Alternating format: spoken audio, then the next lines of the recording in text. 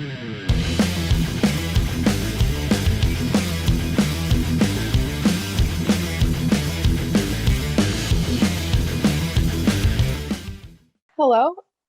Is there anything that you just want to start off telling us about Intoxicated?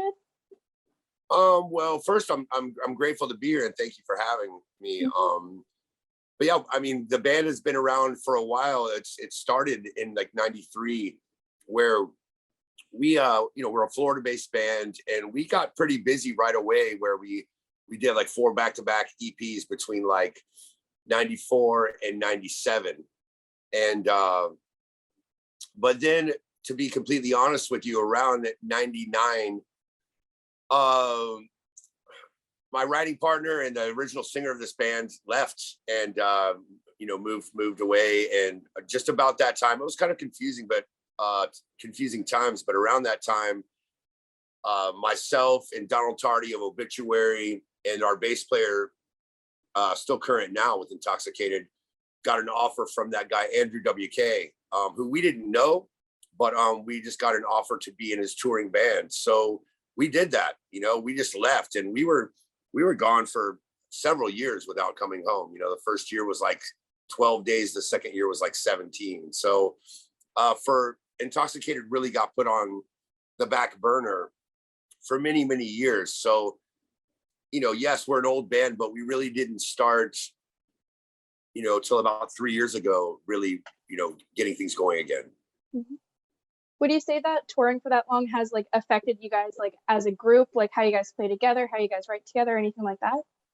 I mean, touring, the experience from touring is it's invaluable.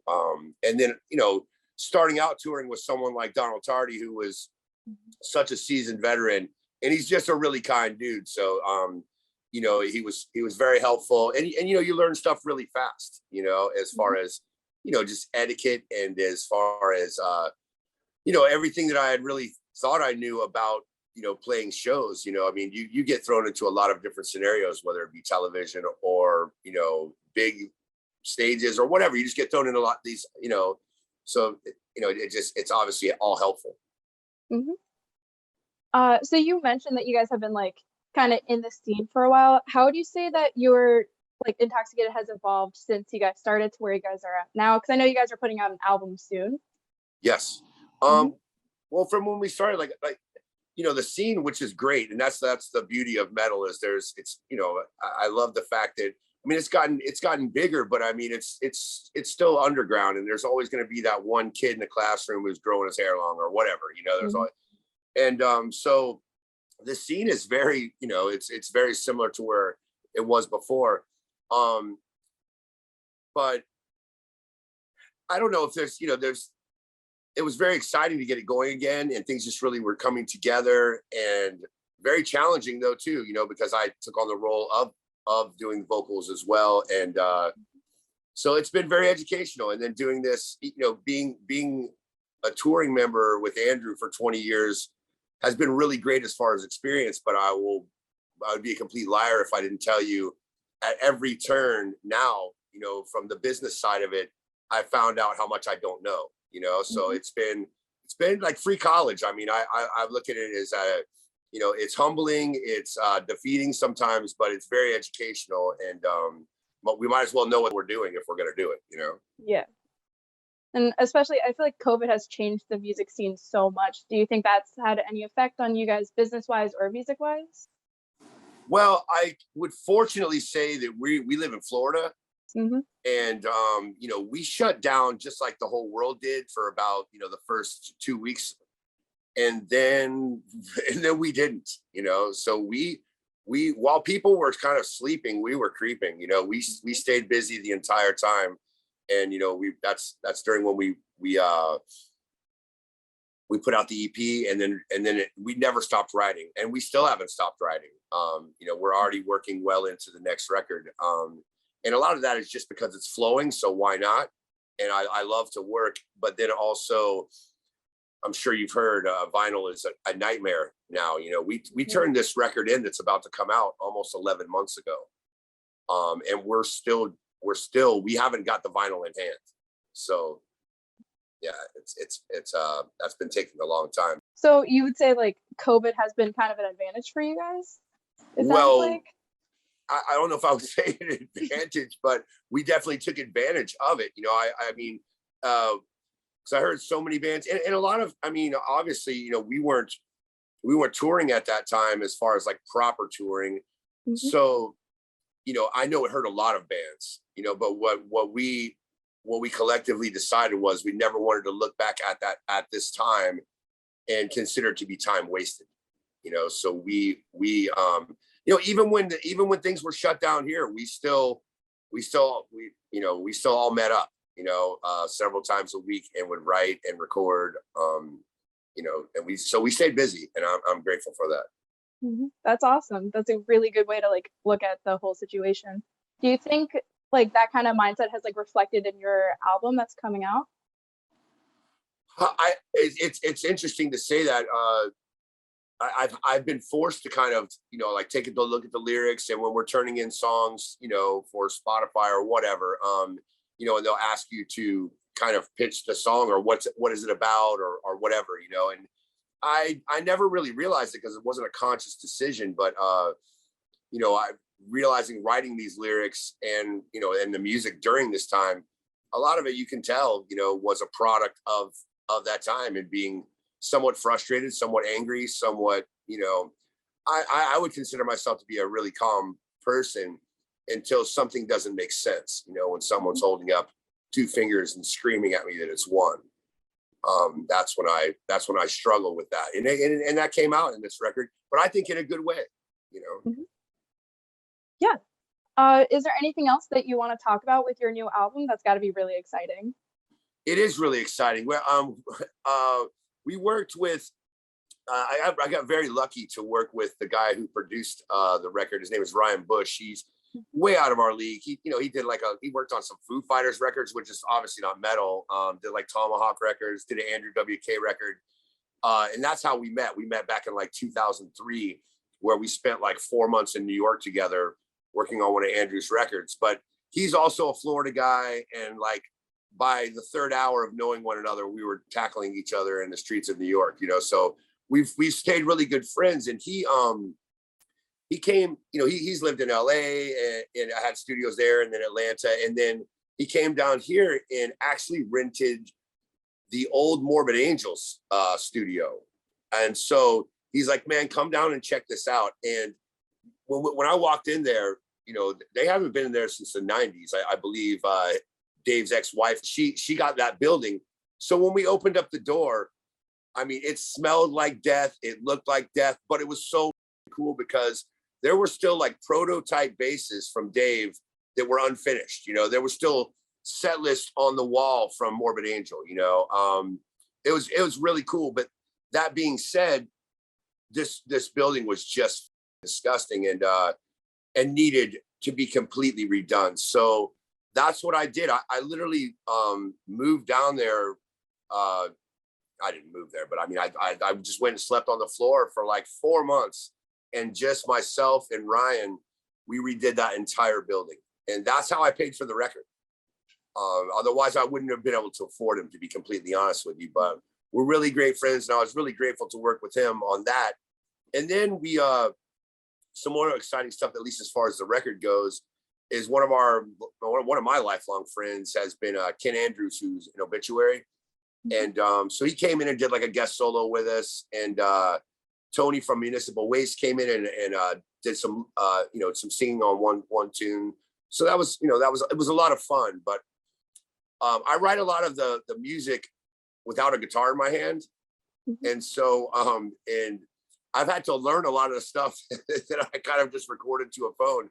So it's I seem to like write about 3 months ahead of my actual skill level. So I have to kind of learn and grow into these songs, and then I'll write lyrics without the thought that I have to actually sing and play guitar.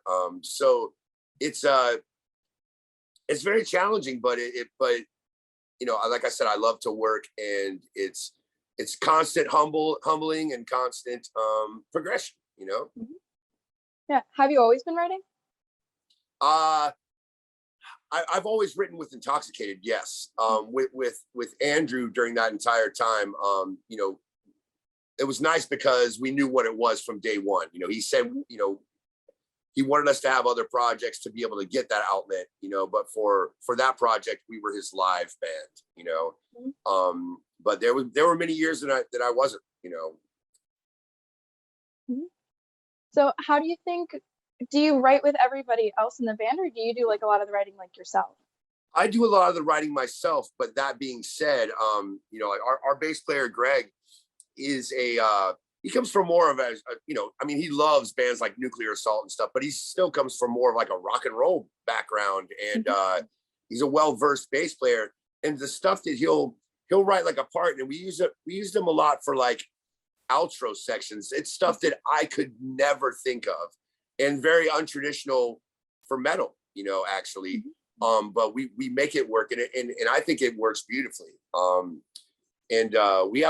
We added a new guitar player on this record, a longtime friend, who's a very good songwriter, and so yeah, we do write together for sure. You know, I personally can't stand getting in a room and going, okay, we're gonna write a song and just like start jamming. I think at least for me and for this situation, I feel like a lot of times it's very easy in the moment to think that something's cool, you know, but it's really not. And it's hard to undo that, you know? Yeah. So it's a very riff-based band. So how would you compare your like creative process, like with your own writing versus like as like a group? Well, it's probably very, very primitive and very caveman style. Like I said, I for some reason I've saved them all. Maybe no one will ever care. For me, it's just a good laugh because I'll go back and listen to what I hummed in my phone, and then, you know, how I transpose it to a guitar or whatever. But again, like I said, it's a very riff-based band, so a lot of times there'll be just like, you know, 6 or 7 riffs, and I'll, you know, if they don't work together, they don't work together, but I'll force them together, and a lot of times it turns out really cool, you know. But a lot of people have said Intoxicated, you know, has an element that doesn't really make sense, which is what I really love, you know, like, you know, one thing too many, or one thing, you know, too little, you know. But it's just a formula that I really enjoy. I think it makes it a little interesting. Now, I actually, when I was listening to your band to prepare the interview, that was something that I noticed that was very unique, was all of the riffs. And I noticed that you also play guitar, so I was really interested in hearing the process behind that. So it's really cool that you're saying that you do the like the voice memos on your phone, just like hum it and figure it out. Yeah, it's hilarious because it's hilarious because sometimes it's really loud and out of key, or you know, or I'll be working or something and you know, be on a ladder, and you know, the video and the audio is funny to see, you know. But and then but I enjoy it, and I enjoy coming home and, you know, and having to go through the process of learning how to play it on guitar, you know, and go, what was I thinking? So are you self-taught? I am. I would, to be 100% honest with you, I would say that guitar has never come easy for me. I'm a left-handed. I played right-hand. I mean, I played left-handed guitar when I started, and they were just so hard to find, and the ones you could find, they weren't cool. So I was like, man, I'm not even that good, so I should just, you know, I just switched over. But I was able to play like my first show within 30 days. For some reason, I think everybody else is wrong. Meaning, when you switch it, when you play right-handed guitar, it's your left hand that is doing the majority of the work, and I'm left-handed, so it just made sense. But that being said, I you know, metal's it's technically challenging, and like I said, there's a lot of guys that are just make me want to throw my guitar in the trash can. But again, like I said, I like to work, and I you know, I have to work hard at it, just to be honest with you. Yeah, a lot of the things that you're saying really resonates with me because I'm also a left-handed guitar player. Oh, nice. Would you say that not having like lessons and teaching yourself, do you think that was like freeing in a way because you weren't like constricted to any kind of rules, or would you say I think it's a double-edged sword. Mhm. I think that there's a lot of advantages to it. And that's very easy for me to say because that's the situation I'm in. It was very funny. We played one time. This was with Andrew, and he brought in for one tour his piano teacher, who was a guy that plays for the Trans-Siberian Orchestra. And so this was like 3 days before we were going to go play some festival in Japan, and he wrote like 19 minutes of music that we had to learn, and I didn't know what's going on, but we but we we learned it and we retained it. And but there was a part in what he had written, and I was like, man, what even is that? And he pointed at my guitar and he's like, just play that note. And I said to him, I was like, can you play guitar? And he kind of looked up in the air for a good full like 2 seconds, and then he was like, I could. And but I was like, damn, I was like, man, I really wish I could do what you do. And the interesting part was he looked right back at us and said, he's like, yes, I can do this, what I do. He's like, but I could never just memorize 19 minutes worth of music and go perform it 2 days later. So it's it's apples and oranges, I guess. And then sometimes when you play with people that are very schooled, they'll remind you that you may know more theory than you think but also I just the way my brain works. I had guitar books and stuff, but I would read the first 5 pages 800 times and go like, I don't even know what I just read, and I've just quickly lost interest. But I feel like my ear is pretty decent, and my mindset was always just never in any situation I was in to be the last one to learn something or know something. And I mean, that's just the way for me I had to be. I really wanted to bring up, because when I was looking at your Facebook, I noticed that one of your new singles was ranked number 5 on Your Daily Metal's Best 11 Metal Songs. And I just wanted to bring that up and just ask what that means to you guys, and like what that means for like sort of like motivation for you guys. Well, to me, I'm grateful that anybody cares. You know what I mean? So and for us, that's a healthy place to start. I mean, we're really enjoying it. It's happening naturally, and what I'm really grateful for, there hasn't been like this. There's been no conscious effort to do anything except work, and so naturally the tunes have gotten somewhat heavier. They've gotten somewhat more intricate, and again, that it hasn't been a conscious choice. So I'm grateful that people are digging it. A lot of people will say like, man, how are you getting that old school, Florida death metal sound? I'm like, well, that's all we have. I mean, it's like where we kind of come from. But yeah, of course that means something to us. Again, we're just grateful that anybody's, interested. Mm-hmm. Is there anything that you guys are like looking forward to in the nearby future? I know you guys have played some shows recently. Is there anything coming up like that? There really is, actually, and I'm grateful I'll be able to actually talk about this. I do have like a string of shows coming up. We're playing this weekend 2 shows with Obituary. That's really cool. Which is it's one of my all-time favorite bands, and DT played in Intoxicated for like the last 4 years before we went on hiatus. With Andrew, and then we're playing with that. I'm sure you actually heard about this, but that Left to Die, that version of Death. So we're gonna be doing that, and then we're playing Into the Darkness Festival, which is going to be in Ohio. There's a bunch of great bands, and the guy that runs our label and a sister label is putting that on, and so we're really excited about that. We have Full Terror Assault Festival, which is massive for us. That lineup is insane. And then one that I'm really, really excited about is we're going to be going out with Municipal Waste in August, and the first couple of shows are going to be with them at midnight, and then we'll finish out the rest doing a couple of festivals and some other shows just with Municipal Waste. So yeah, man, we're overjoyed. Yeah. What's it like being able to play with like these bands that you like looked up to?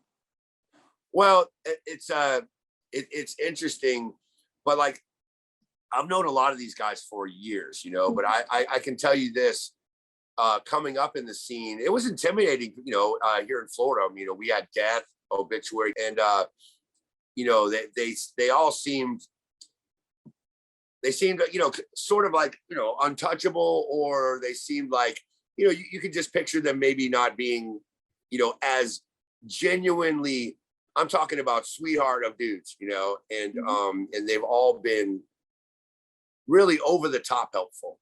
You know, Obituary back in the day, Death back in the day. We recorded our third demo at Chuck's house, you know, and where he just like, you know, gave us his time and, you know, recorded with us and would take us out on tours. And Obituary the same way. Tony from Municipal Waste, I got to tell you, is such a class act, such a funny guy, and he's been very, very giving. You know, a band like us, the size of this band, or their lack of, more importantly, you know, believe me, I don't take it for granted. I know what he's doing. You know, I mean, and the impact it will hopefully have, you know, giving us a leg up, you know, so we're really grateful. Good. That was the last question that I had for you today. Is there anything else that you wanted to shout out about Intoxicated before we wrap up? And well, the new album comes out on June 24th. It's called Watch You Burn. It's coming out on Seeing Red Records, and we're really proud of it. I mean, it's heavy, and it's you know, we think it's, you know, it's our own. It's different, you know, and we're grateful for people like you that are willing to take the time to talk to us. Thank you.